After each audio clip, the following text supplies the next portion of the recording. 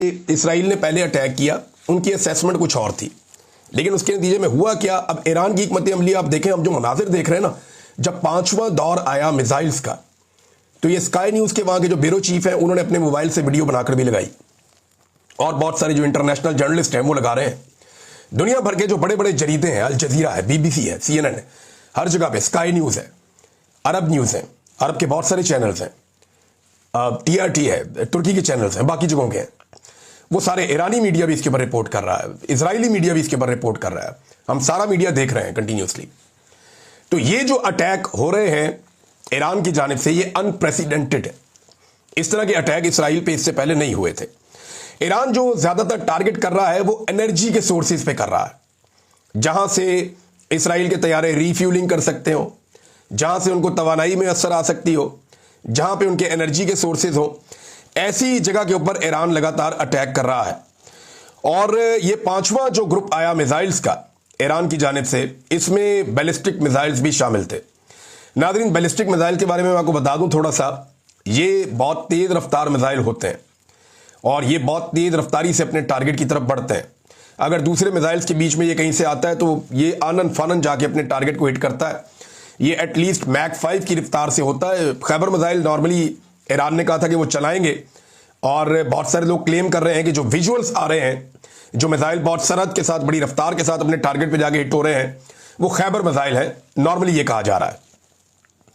तो मैंने इनके ऊपर जब रिसर्च की तो पता चला कि ये मैक 5 की रफ्तार से जाते हैं, लगभग 6000 किलोमीटर फी घंटा से भी ज्यादा की रफ्तार से ये फ्लाई करते हैं। और ये मिसाइल इससे भी ज्यादा तेज रफ्तार से उड़ते हैं। मैक 5 से लेकर मैक 25 तक जो है ये हाइपरसोनिक मिसाइल्स होते हैं, और इनको रोकने का कोई बंदोबस्त नहीं है। मैं आपको सिंपल करके भी बता दूंगा, लेकिन पहले ये मनाजिर जो नजर आ रहे हैं इस वक्त तल अवीव में और दीगर इसराइल के इलाकों में, हीफा में, बहुत सारे और मशरकी इसराइल में, जहां जहां मनाजिर देख रहे हैं और तस्वीर और वीडियोज आ रही हैं, वो मलबे के ढेर की आ रही हैं। जबकि इसराइली शहरी जितने भी हैं वो बिल्कुल बंकर्स के अंदर घुस गए हैं, ज़ेरे ज़मीन चले गए हैं, और इनकी जो क़यादत है वो भी सारी ज़ेरे ज़मीन चली गई है। ज़्यादातर लोग ज़मीन से कई कई मीटर नीचे मौजूद बंकर्स के अंदर हैं, और वो वहाँ पे अपनी जान की हिफाजत कर रहे हैं। जबकि इसराइली फ़ौज मुकाबला करने की कोशिश कर रही है ईरानी मिसाइल्स का, वो कर नहीं पा रहा है, उन्हें रोक नहीं पा रहे। आयरन डूम को जो कामयाबी माजी में मिलती थी वो अब मिल नहीं रही, क्योंकि हाइपरसोनिक मिसाइल्स, उनकी रफ्तार बहुत तेज है और दूसरे मिसाइल्स उनको रोक नहीं सकते। मैं आपको बताता हूं कैसे, इसको थोड़ा सिंप्लीफाई करते हैं। ये जब से दुनिया बनी है ना, तो जब जब कोई हथियार मारने के लिए बना है ना, वैसे वैसे कोई ना कोई ढाल भी साथ तैयार हुई है उससे बचने के लिए। मिसाल के तौर पे जब इंसान नेज़े से लड़ता था तो एक खास किस्म की ढाल होती थी अपने आप को बचाने के लिए। फिर जब तलवारें आई तो ढाल का साइज थोड़ा छोटा हो गया, उसका वजन कम हो गया, उससे अपने आप को बचाना है।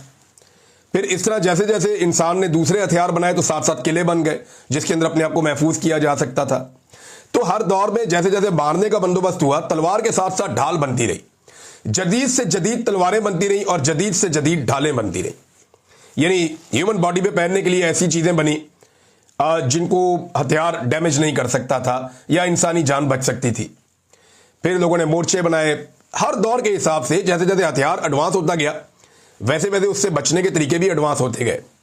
जब लड़ाका तैयारे बने तो उनके मुकाबले में दूसरे लड़ाका तैयारे बने, और साथ एयर डिफेंस सिस्टम भी बनाए गए।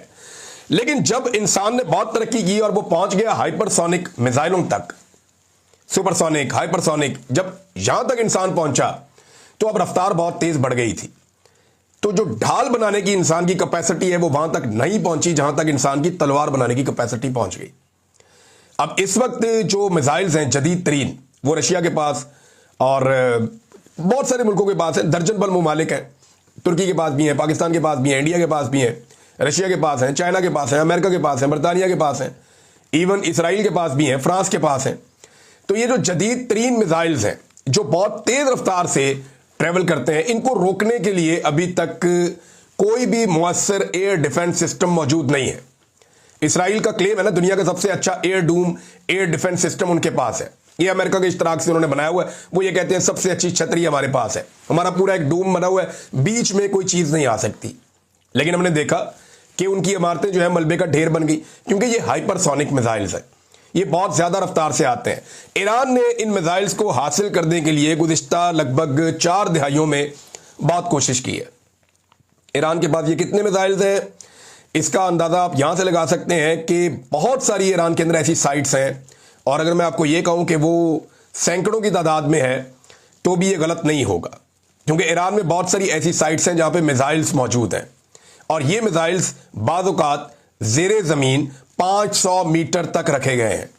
ये मैं आपको फिर बता रहा हूं, 500 मीटर लगभग आधा किलोमीटर होता है, तो ज़ेरे ज़मीन इतना नीचे तक इन्होंने मिसाइल्स को रखा है ताकि किसी किस्म का भी हमला होता है तो इनके मिसाइल्स महफूज रहें और जब ये चाहें अपने मिसाइल्स को लॉन्च कर सकें।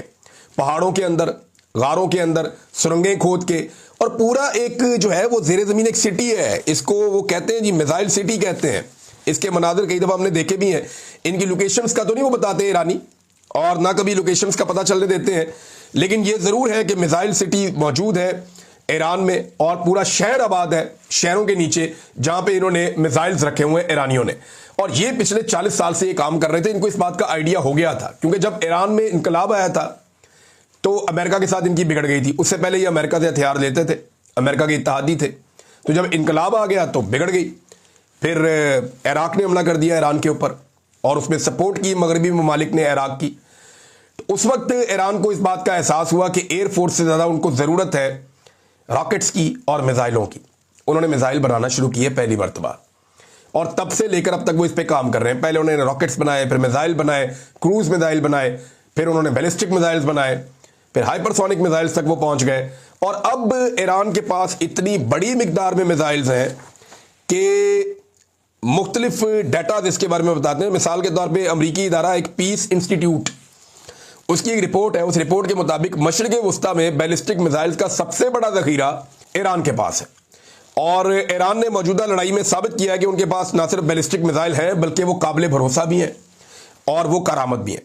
ईरान ने बड़े खुफिया तरीके से अपने मिसाइल्स की तादाद में इजाफा किया है और उनके तजर्बात किए हैं, क्योंकि जैसे ही ईरान किसी मिसाइल का तजर्बा करता था तो सैटेलाइट्स मौजूद हैं, वहाँ पता चल जाता है कि जनाब यहाँ से कोई चीज़ उड़ी है, फलां जगह पे जाके उसने हिट किया है, और ईरान ने एक नए मिसाइल का तजर्बा कर लिया है। लिहाजा ईरान अपने तजर्बात को भी खुफिया रखता था और अपने मिसाइल्स की रेंज को, टेक्नोलॉजी को और उनकी तादाद को दुनिया से वो बचा कर रखता था।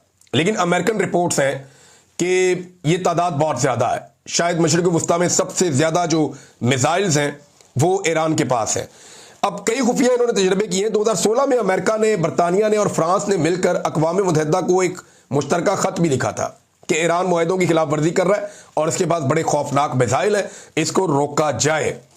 अभी 2014 का एक इंटरव्यू है और उसमें अमीर अली हाजी ज़ादा साहब ने मिसाइल अड्डों पर बात की थी, और उन्होंने बताया था कि जो ज़ेरे ज़मीन 500 मीटर की गहराई तक इनके मिसाइल अड्डे मौजूद है। 80 की दहाई से लेकर अब तक ईरान ने अपने मिसाइल प्रोग्राम को रुकने नहीं दिया। बड़ी कोशिशें की गई,